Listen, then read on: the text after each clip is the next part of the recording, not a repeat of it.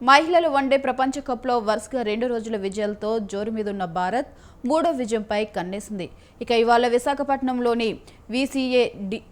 వీడీసీసీఏ స్టేడియంలో హర్మన్ ప్రీత్ సేన దక్షిణాఫ్రికాను ఢీకొనబోతుంది.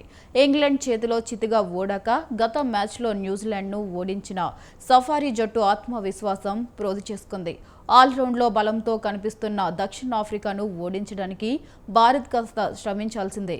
కానీ ఓటమి ఎరగని విశాఖపట్నంలో మ్యాచ్ జరుగుతుండటంతో జట్టు ఫామ్ కూడా బాగుండటంతో టీమిండియాకు హ్యాట్రిక్ విజయం మరీ కష్టమేనని కాకపోవచ్చు.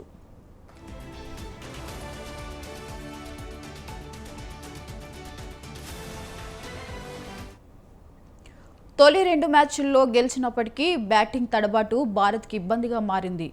ముఖ్యంగా స్టార్ ఓపెనర్ స్మృతి మందన, కెప్టెన్ హర్మన్ ప్రీత్ నిరాశపరిచారు. మిగతా బ్యాటర్లు సమయోచితంగా రాణించడంతో ఆ మ్యాచ్లో భారత్ విజయం సాధించింది. కానీ దక్షిణాఫ్రికాతో మ్యాచ్లో ఈ ఇద్దరు స్థాయికి తగ్గ ప్రదర్శన చేయాల్సింది. ఇక తర్వాత మ్యాచ్ ఆస్ట్రేలియాతో కాబట్టి బ్యాటింగ్ విభాగం సమష్టిగా సత్తా చాటడంతో ఎంతో ఆవశ్యకం. ప్రతీక రావల్ పెద్ద స్కోర్లు చేయకపోయినా మంచి లైలోనే ఉంది.